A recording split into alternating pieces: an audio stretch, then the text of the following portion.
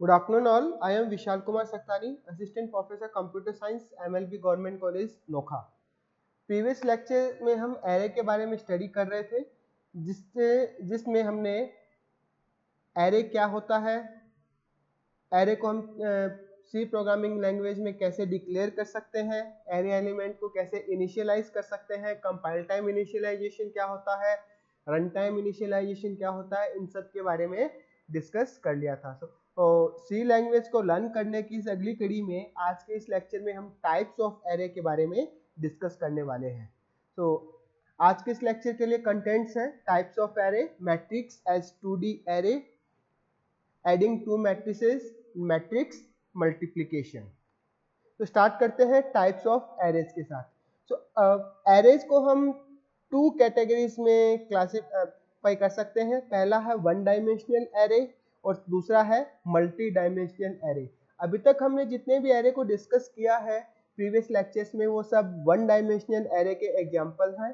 तो one dimensional array अपने आप में एक ऐसा एरे है जो कि सिमिलर डेटा टाइप्स के एलिमेंट्स का कलेक्शन है। तो किसी भी वन डायमेंशनल एरे के अंदर एक एलिमेंट को एक्सेस करने के लिए हमें सिर्फ एक ही इंडेक्स की जरूरत होती है। जैसे कि ये एग्जांपल की हेल्प से इसको अंडरस्टैंड कर सकते हो। यहाँ पे इंटीजर टाइप का हमने एक एरे डिक्लेयर किया है 5 एलिमेंट्स का, जिसका नेम है ए।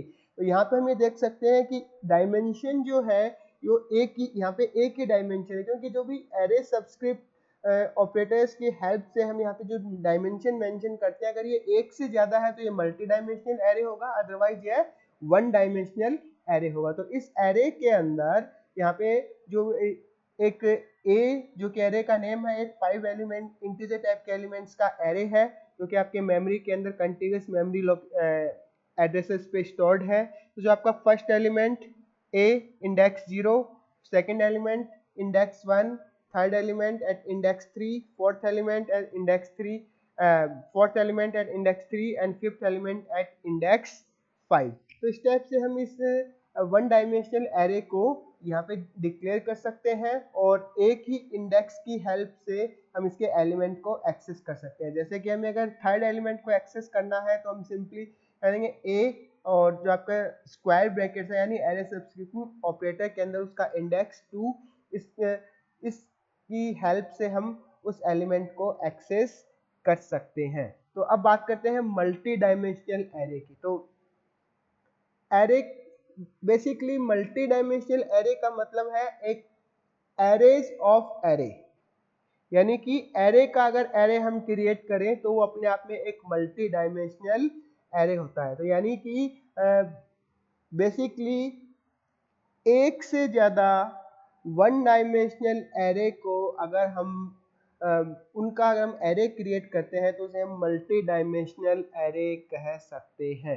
यानी कि मल्टी डायमेंशनल एरे को फर्दर हम क्लासिफाई कर सकते हैं 2D एरेज में, 3D एरेज में और 4D arrays and many more dimensions. लेकिन 3D एरे से जो भी अबव डायमेंशन के एरे हैं उनको एक्सेस करना, उनके लिए प्रोग्राम के अंदर उनको एक्सेस करना बहुत ही कॉम्प्लिकेटेड होता है। तो हम जनरली एरेज को 3 डायमेंशन तक की एक्सेस करते हैं और उसमें से भी जो सबसे most popular multi dimensional array है वो आपका 2D एरे। तो 2D एरे को बेसिकली हमें एक्सेस करने के लिए 2 इंडिसेस की जरूरत होती है, यानी कि 2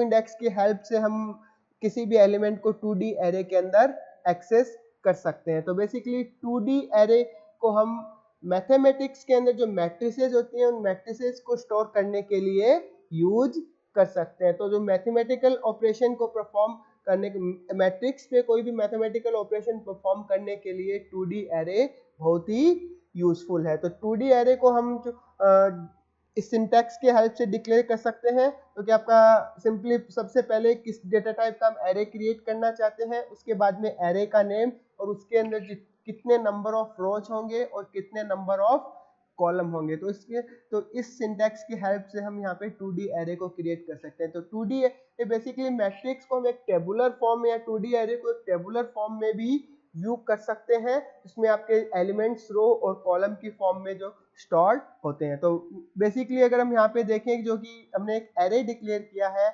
m यानी कि मैट्रिक्स की फॉर्म में इंटीजर m और जिसके नंबर ऑफ रो जिसमें 2 है और नंबर ऑफ कॉलम्स उसमें 2 है। तो इस एरे के अंदर टोटल हमारे पास में 4 एलिमेंट है। तो यहाँ पे अगर हम इन 4 एलिमेंट्स की बात करें तो सबसे पहले आपका रो वन के अंदर आपका फर्स्ट एलिमेंट जो कि आपकी एम ऑफ 0 यानी कि 0 इंडेक्स पे जो एलिमेंट होगा उसका फर्स्ट एलिमेंट, फिर आपका 0 1 इंडेक्स पे जो एलिमेंट होगा वो सेकंड एलिमेंट। तो ये आप और उसके बाद में जो आपका रो 2 के अंदर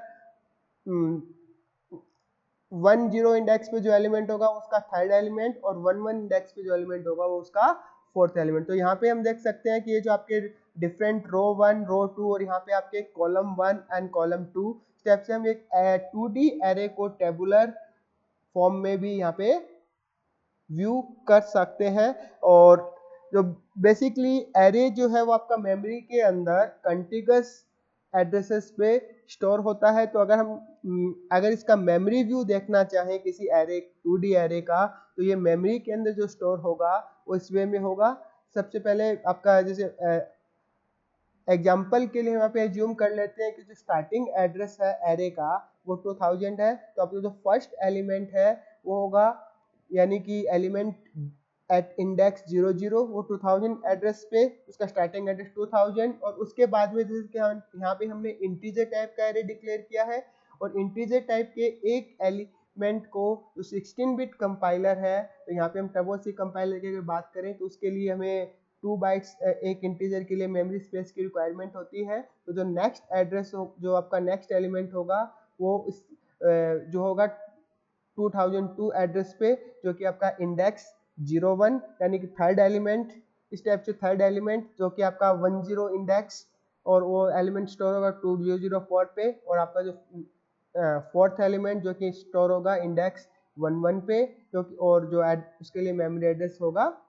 2006। तो इस टाइप से हम जो एरे को एक मैट्रिक्स को सी प्रोग्रामिंग हेल्प की सहायता से सी प्रोग्रामिंग के अंदर एरे की फॉर्म में यूज कर सकते हैं, डिक्लेयर कर सकते हैं, इस पे ऑपरेशंस हम परफॉर्म कर सकते हैं। तो एरेज को हम इनिशियल एरे के एलिमेंट जितने भी हैं उसको हम इनिशियलाइज भी कर सकते हैं।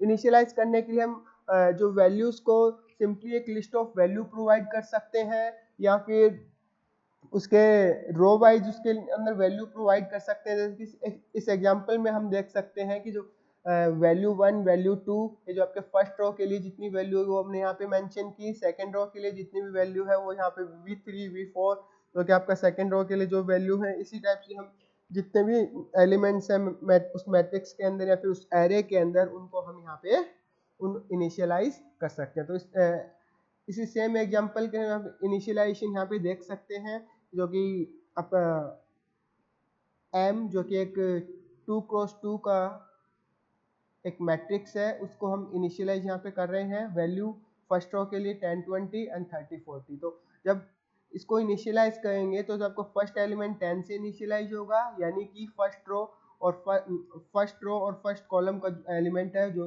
आपका 10 से इनिशियलाइज होगा। उसके बाद में फर्स्ट रो और सेकंड कॉलम का एलिमेंट यानी कि सेकंड एलिमेंट 20 से, थर्ड एलिमेंट 30 से और फोर्थ एलिमेंट 40 से। तो इस टाइप से हम किसी भी 2D एरे को इनिशियलाइज कर सकते हैं। अब बात करते हैं 2D एरे के फॉर्म में जो मैट्रिसेस यूज कर रहे हैं उस मैट्रिसेस में हम मल्टीप्लिकेशन कैसे परफॉर्म करेंगे। तो सबसे पहले नोट करने वाली बात यह है कि अगर हम मैट्रिसेस पे एडिशन ऑपरेशन परफॉर्म करते हैं तो एडिशन ऑपरेशन परफॉर्म करने के लिए जो मैट्रिसेस का जो ऑर्डर है वो सेम होना चाहिए। यानी कि अगर हमारे पास में एक मैट्रिक्स है 2x2 और दूसरा मैट्रिक्स भी है 2x2, उस केस में तो हम उनका एडिशन परफॉर्म कर सकते हैं। अदरवाइज अगर ऑर्डर सेम नहीं है तो हम उनका एडिशन परफॉर्म नहीं कर सकते। तो ये जो एग्जांपल है उसकी हेल्प से हम इस डायग्राम की हेल्प से मैट्रिक्स एडिशन को अंडरस्टैंड कर सकते हैं। सबसे पहले जो आपका मैट्रिक्स एडिशन के अंदर जो ऑपरेशन परफॉर्म होता है वो स्टेप से होता है कि जो फर्स्ट रो और फर्स्ट कॉलम का यानी कि जो मैट्रिक्स फर्स्ट का फर्स्ट एलिमेंट है उसका एडिशन परफॉर्म होता है मैट्रिक्स सेकंड के फर्स्ट एलिमेंट से। तो आपका सेकंड मैट्रिक्स फर्स्ट का जो सेकंड एलिमेंट है उसका एडिशन परफॉर्म होता है आपके मैट्रिक्स मैट्रिक्स सेकंड के सेकंड एलिमेंट से। तो इस टाइप से जितने जो भी आपका कॉरस्पॉन्डिंग एलिमेंट, जिस भी इंडेक्स पे आपका कॉरस्पॉन्डिंग एलिमेंट है, उन एलिमेंट्स को हम सम परफॉर्म करके जो भी हमारे पास में रिजल्टेंट मैट्रिक्स है वो यहाँ पे प्रोड्यूस होती है, या फिर रिजल्टेंट मैट्रिक्स हमें जो एज ए रिजल्ट यहाँ पे मिलता है। तो इस प्रोग्राम को बेसिकली यहाँ पे जो प्रोग्राम जो बनाया हमने, ये टू मैट्रिसेस को ऐड करने के लिए प्रोग्राम बनाया। तो सबसे पहले हमें 2D एरे की अगर अपन बात कर रहे हैं, यानी कि मैट्रिसेस की अगर बात कर रहे हैं, तो उसके लिए उस एरे को एक्सेस करने के लिए हमें यहाँ पे दो इंडेक्स वेरिएबल चाहिए। तो उन एरे के एलिमेंट्स को एक्सेस करने के लिए हम यहाँ पे जो इंडेक्स वेरिएबल यूज करने के लिए हमने i और j दो इंटीजर टाइप के वेरिएबल डिक्लेयर किए हैं। और उसके बाद में जो कि दो मैट्रिसेस जिनको ऐड करना है, उसके लिए m1 2x2 का और m2 2x2 का, और जो तीसरा मैट्रिक्स m3 जो कि उसके रिजल्ट को उनके एडिशन के m1 और m2 के एडिशन के रिजल्ट को स्टोर करवाने के लिए यहाँ पे डिक्लेयर किया। तो सबसे पहले हमें ये डिक्लेरेशन के बाद में जो भी एलिमेंट्स हैं उन मैट्रिक्स फर्स्ट और मैट्रिक्स सेकंड के अंदर उनके एलिमेंट्स की वैल्यू को एंटर करवाना होगा। तो इसको यहाँ पे इसके लिए हमने मैसेज प्रिंट किया, enter the element of first matrix. और उसके बाद में एक हमने यहाँ पे लूप रन किया है, जिसके थ्रू जो आपका फर्स्ट जो ये फॉर लूप है आई, इसके थ्रू हम रोज को इटरेट कर सकते हैं और इसके थ्रू हम कॉलम्स को इटरेट कर सकते हैं, कॉलम्स को एक्सेस कर सकते हैं। तो यहाँ पे जो आपका एक एलिमेंट एक्सेस करने के लिए, तो यहाँ पे हमें जो दो इंडिसेस की जरूरत है, दैट इज आई एंड जे। तो जो भी हम यहाँ पे स्कैन करेंगे, यूजर जो भी वैल्यू इसकी स्पेसिफाई करेगा उसको रीड करने के लिए हमने यहाँ पे स्कैनफ फंक्शन यूज किया है। और नॉर्मल जो भी हम वेरिएबल, किसी वेरिएबल की प्रिमिटिव वेरिएबल की वैल्यू को हम यहाँ पे स्कैन करते हैं, रीड करते हैं, उसी टाइप से हम किसी मैट्रिक्स के जो मैट्रिक्स का एलिमेंट है उसकी वैल्यू को भी यहाँ पे स्कैन कर सकते हैं। इसी टाइप से हम जो सेकंड मैट्रिक्स है उसके एलिमेंट्स को भी यहाँ पे स्कैन कर सकते हैं। और उसके बाद में जो सम को परफॉर्म करने के लिए भी हमने यहाँ पे एक जो लूप यूज किया है, थर्ड लूप। और थर्ड लूप यहाँ पे जो भी उस थर्ड लूप के अकॉर्डिंग हम यहाँ पे मैट्रिसेस का जो एडिशन है वो परफॉर्म कर सकते हैं, जो कि हम जो मैट्रिसेस के जो एडिशन का रिजल्ट है वो हम मैट्रिक्स 3 के अंदर स्टोर करवा रहे हैं। तो इसके अंदर यहाँ पे हम देख सकते हैं कि जो आपका सेम इंडेक्सेस के एलिमेंट्स को हम यहाँ पे ऐड करते हैं और उसको मैट्रिक्स जो भी आपका रिजल्टेंट मैट्रिक्स है उसके अंदर भी उसी इंडेक्स पे स्टोर करवाते हैं। यानी कि जो भी जो जिस भी एलिमेंट का हम सम परफॉर्म करें, यानी कि जो सेम इंडेक्स पे मैट्रिक्स 1 और मैट्रिक्स 2 के अंदर जो भी एलिमेंट है उनका एडिशन परफॉर्म करवा के जो आपका मैट्रिक्स 3 है उसमें भी उसी सेम इंडेक्स पे हम उस वैल्यू को स्टोर कर रहे हैं। और उसके साथ साथ हमने यहाँ पे उसके जो वैल्यू है एडिशन की, जो रिजल्ट ऑफ एडिशन है उसको भी यहाँ पे प्रिंट करवा रहे हैं। तो उसके बाद में जब जैसे हम इस प्रोग्राम को एग्जीक्यूट करते हैं तो सबसे पहले एक मैसेज डिस्प्ले होगा, enter the elements of first matrix. हमने यहाँ पे 10 20 30 40 एंटर किया एग्जांपल के लिए, और सेकंड मैट्रिक्स के लिए 50 60 70 80 ये एंटर किया। तो जो प्रिंट होगा sum of given matrices that is 60 80 100 120। तो उसको इस डायग्राम की हेल्प से हम अंडरस्टैंड कर सकते हैं कि रिजल्ट कैसे जनरेट होगा। तो 10 जो कि आपका फर्स्ट एलिमेंट है फर्स्ट मैट्रिक्स का, और जो 50 जो कि आपका सेकंड मैट्रिक्स का फर्स्ट एलिमेंट है, दोनों को ऐड करेंगे तो रिजल्ट होगा 60। इस टाइप से जब 20 60 दोनों को ऐड करेंगे रिजल्ट होगा 80, 30 70 को ऐड करेंगे रिजल्ट विल बी 100, और 40 और 80 इसको ऐड करेंगे तो रिजल्ट विल बी 120। तो इस टाइप से हम मैट्रिक्स के दो मैट्रिसेस को 2D एरे की फॉर्म में रिप्रेजेंट करके उनका एडिशन परफॉर्म कर सकते हैं। अब बात करते हैं मैट्रिक्स मल्टीप्लिकेशन की। तो मैट्रिक्स मल्टीप्लिकेशन के लिए यहाँ पे एक कंडीशन है कि अगर हम दो मैट्रिक्स का मल्टीप्लिकेशन परफॉर्म करते हैं तो सबसे पहले कंडीशन ये है कि फर्स्ट मैट्रिक्स के अंदर number of column second matrix के अंदर नंबर ऑफ रोज के इक्वल होना चाहिए। अगर ये कंडीशन सेटिस्फाई नहीं होती है तो मैट्रिक्स का मल्टीप्लिकेशन पॉसिबल नहीं होता है। यानी कि दो मैट्रिक्स को मल्टीप्लाई करने के लिए फर्स्ट मैट्रिक्स के अंदर नंबर ऑफ कॉलम और सेकंड मैट्रिक्स के अंदर नंबर ऑफ रोज सेम होना ही चाहिए। तो जैसे कि एग्जांपल के लिए अगर फर्स्ट मैट्रिक्स का ऑर्डर है m क्रॉस n और सेकंड मैट्रिक्स का ऑर्डर है n क्रॉस n, तो उनके जो कि यहाँ पे हम देख पा रहे हैं कि जो आप फर्स्ट मैट्रिक्स के अंदर नंबर ऑफ कॉलम्स n है और सेकंड मैट्रिक्स के अंदर नंबर ऑफ रोज n है, तो दोनों सेम है, इनका मैट्रिक्स मल्टीप्लिकेशन पॉसिबल है। और जो भी मैट्रिक्स मल्टीप्लिकेशन का जो भी रिजल्ट आएगा, यानी कि जो भी रिजल्टेंट मैट्रिक्स है उसका ऑर्डर यहाँ पे m क्रॉस o होगा। तो यहाँ पे इस एग्जांपल की हेल्प से हम मैट्रिक्स मल्टीप्लिकेशन को अंडरस्टैंड कर सकते हैं। जब भी हम दो मैट्रिक्स को मल्टीप्लाई करते हैं तो सबसे पहले जो आपका यहाँ पे फर्स्ट यहाँ पे फर्स्ट रो है, फर्स्ट मैट्रिक्स के फर्स्ट रो को सेकंड मैट्रिक्स के फर्स्ट कॉलम के एलिमेंट से मल्टीप्लाई करके उनका एडिशन परफॉर्म करते हैं। उससे हमें जो भी मल्टीप्लिकेशन का जो रिजल्टेंट मैट्रिक्स है उसका फर्स्ट एलिमेंट हमें यहाँ पे ऑब्टेन होगा। और जो आपका इसी टाइप से जो first row of first matrix and second row of second matrix उससे हमें जो भी रिजल्टेंट मैट्रिक्स है उसका सेकंड एलिमेंट मिलेगा।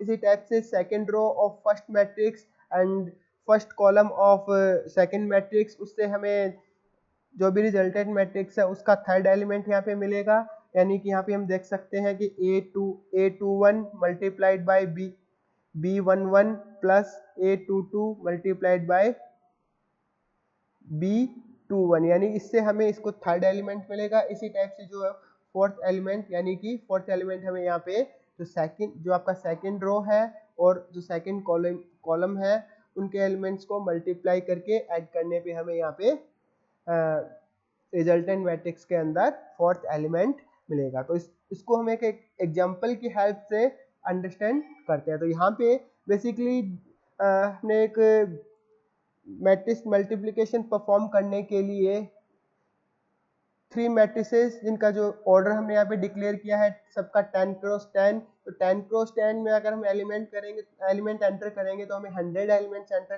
करने पड़ेंगे। तो इसके लिए सबसे पहले हमने यहाँ पे number of column and number of rose and number of columns की वैल्यू यूजर से इनपुट करवाई है। और यूजर से इनपुट करवाने के बाद में जो भी ऑर्डर यूजर एंटर करेगा उसके अकॉर्डिंग हम चेक करेंगे कि मैट्रिसेस का मल्टीप्लिकेशन पॉसिबल है या नहीं। अगर मैट्रिसेस का मल्टीप्लिकेशन पॉसिबल है तो हम उनको जो मल्टीप्लाई ऑपरेशन उस पर परफॉर्म करेंगे, अदरवाइज सिंपल सा हम मैसेज यहाँ पे प्रिंट कर सकते हैं कि matrix multiplication of given matrices is not possible. तो सबसे पहले यहाँ पे जो यहाँ पे वेरिएबल्स है R1 C1, यानी कि फर्स्ट मैट्रिक्स के अंदर number of rose R1, number of column C1, second matrix के अंदर number of rose R2, number of columns C2। और जो आपका लूप्स को जो भी मैट्रिक्स के अंदर एलिमेंट्स को एक्सेस करने के लिए हमें लूप्स चाहिए उसके लिए IJ। और जो मैट्रिक्स मल्टीप्लिकेशन हम परफॉर्म करेंगे उसके अंदर हमें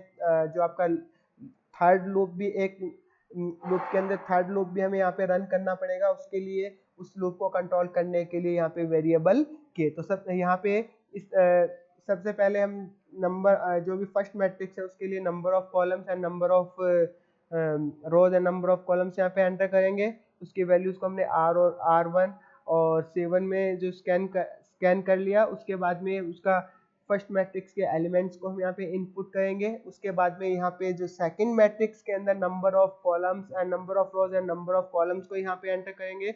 और उसके बाद में हमें यहाँ पे ये चेक करना है कि फर्स्ट मैट्रिक्स के अंदर तो number of column second matrix के अंदर नंबर ऑफ रोज के इक्वल है या नहीं। तो हम जैसा कि हम जानते हैं कि जो आपका number of column in first matrix C1 है और number of rose in second matrix R2 है। अगर ये दोनों इक्वल नहीं है उस केस में हम सिंपल सा एक मैसेज प्रिंट करवा सकते हैं कि matrix multiplication of given matrices is not possible. अगर ऐसा नहीं है तो मैट्रिक्स का मल्टीप्लिकेशन यहाँ पे परफॉर्म कर सकते हैं। तो उसके बाद में फिर हम सेकंड मैट्रिक्स के एलिमेंट्स को यहाँ पे एंटर करेंगे। तो सेकंड मैट्रिक्स के जैसे हम एलिमेंट्स को हम यहाँ पे एंटर करेंगे उसके बाद में उनका सम परफॉर्म करवाएंगे और उनका मल्टीप्लिकेशन परफॉर्म करवाएंगे। और मल्टीप्लिकेशन परफॉर्म करवाने के लिए हमें यहाँ पे 3 लेवल के लूप्स की नेस्टिंग की जो रिक्वायरमेंट है। क्यों? क्योंकि सबसे पहले एलिमेंट तक पहुंचने के लिए, यानी कि एलिमेंट को एक्सेस करने के लिए हमें 2 लूप चाहिए, और फिर जो तीसरा जो लूप है, जो तीसरा लूप हम यहाँ पे देख पा रहे हैं कि हमें जो इस एलिमेंट तक पहुंचने के बाद में इस एलिमेंट, सबसे पहले इस एलिमेंट को और इस एलिमेंट से जो आपका मल्टीप्लाई करवाना है, और उस एलिमेंट और जो आपका फिर इस एलिमेंट को इस एलिमेंट से मल्टीप्लाई करा के उसका सम करना है। तो जो थर्ड लेवल की जो नेस्टिंग है वो हमें इस लूप के यहाँ पे इस मल्टीप्लिकेशन ऑपरेशन के लिए चाहिए। तो यहाँ पे हम ये ऑपरेशन यहाँ पे परफॉर्म करेंगे। साथ ही साथ यहाँ पे हम जो भी मैट्रिक्स के एलिमेंट्स हमने एंटर किए हैं उन एलिमेंट्स को भी, यहाँ पे जो भी मैट्रिक्स है उसके फर्स्ट मैट्रिक्स और सेकंड मैट्रिक्स जो है उनकी वैल्यूज को यहाँ पे हम प्रिंट करवा सकते हैं। तो उसके बाद में जो कोड है आपका मैट्रिक्स को मल्टीप्लाई करने के लिए, इसके अंदर हम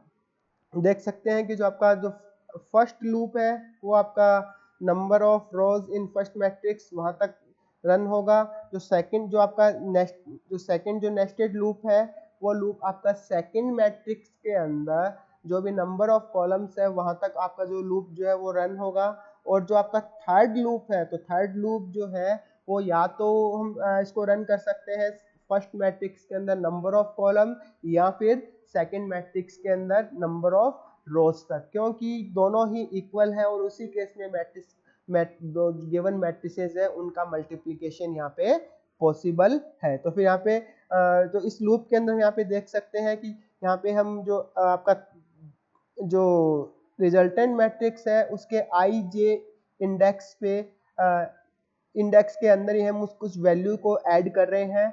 तो इसके लिए सबसे पहले हमें गार्बेज वैल्यू अवॉइड करने के लिए इस एलिमेंट को यहाँ पे 0 से इनिशियलाइज करवाना होगा। तो इस जो लूप के अंदर हम इसको सबसे पहले इस एलिमेंट को 0 से इनिशियलाइज करवाएंगे। फिर जो आपका थर्ड जो नेस्टेड लूप है उस लूप के अंदर मल्टीप्लिकेशन ऑपरेशन यहाँ पे हम जो भी आपका लूप एंटर करेगा।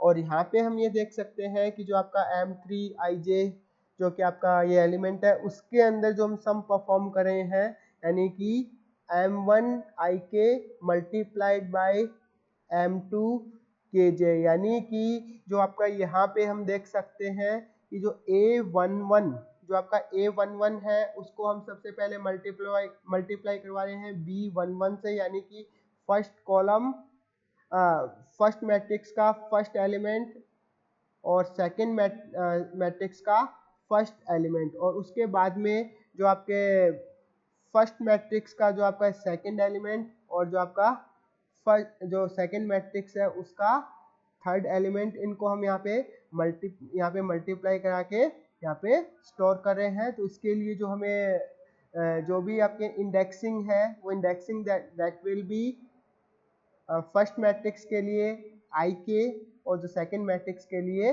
kj, यानी कि जब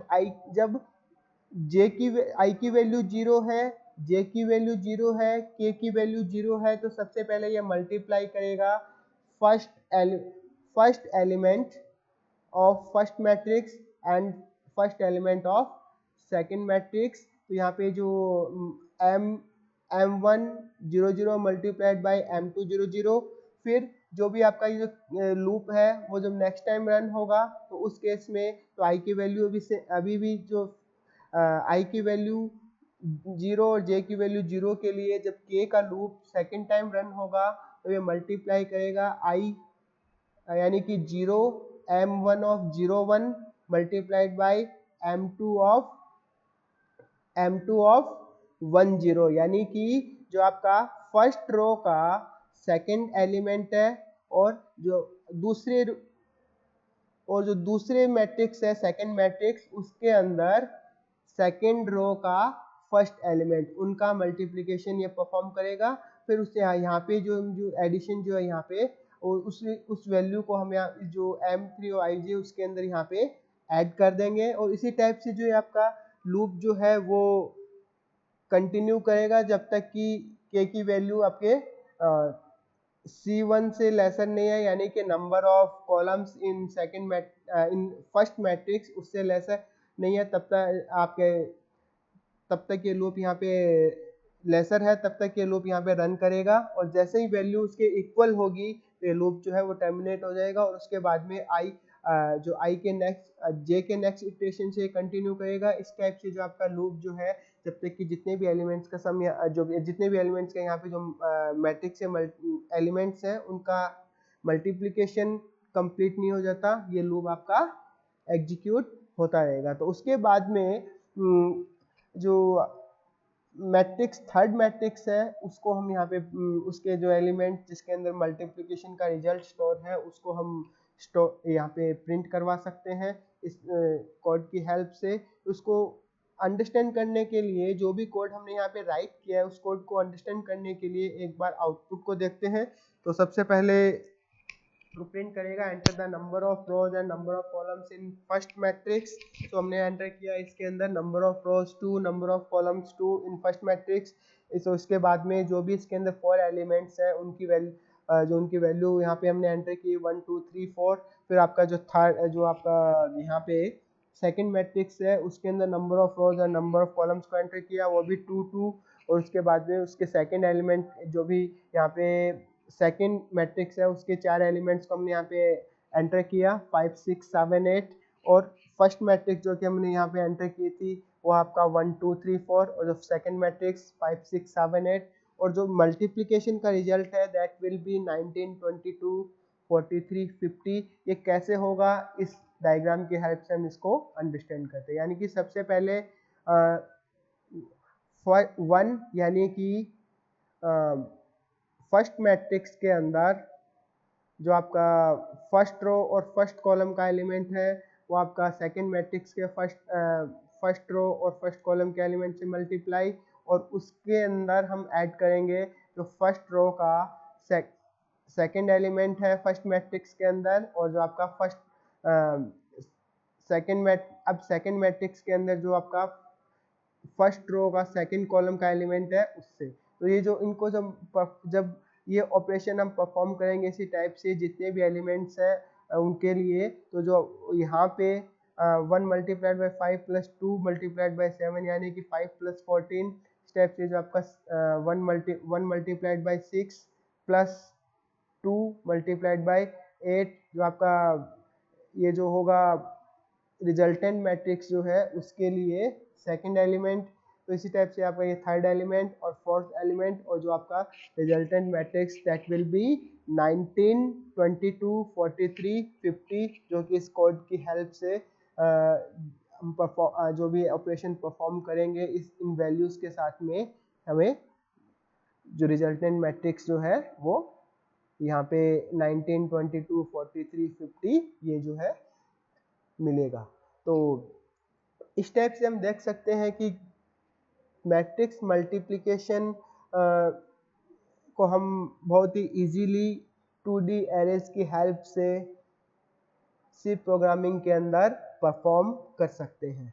सो आज के इस लेक्चर में हम लोगों ने डिस्कस किया टाइप्स ऑफ एरेज, यानी 1D array, multi dimensional array के अंदर जो आपके 2D 3D 4D या फिर इससे भी जो अबाउट डायमेंशन है वो सारे एरेज आते हैं। लेकिन जनरली जो मोस्ट पॉपुलर एरे है 2D एरे, वो हम यहाँ पे प्रोग्रामिंग के अंदर यूज़ करते हैं, और जो आपके मैथमेटिक्स के अंदर जो मैट्रिसेस है उनको रिप्रेजेंट करने के लिए यूज होता है। उसके बाद में हमने कुछ मैट्रिसेस पे कुछ ऑपरेशंस परफॉर्म किए जैसे कि addition and matrix multiplication. Next lecture के अंदर हम एक मैट्रिक्स ट्रांसपोज ऑपरेशन के बारे में डिस्कस करेंगे, और इसके अलावा एरे के अंदर हम शॉर्टिंग कैसे कर सकते हैं, एलिमेंट्स को सर्च कैसे कर सकते हैं, एलिमेंट्स को जो इंसर्ट करना वैसे हम इंसर्ट करना, एलिमेंट को इंसर्ट करना इस अभी तक डिस्कस कर चुके हैं। तो फिर भी नेक्स्ट लेक्चर के अंदर भी हम जो इन सब टॉपिक्स को अगेन डिस्कस करेंगे। Thank you.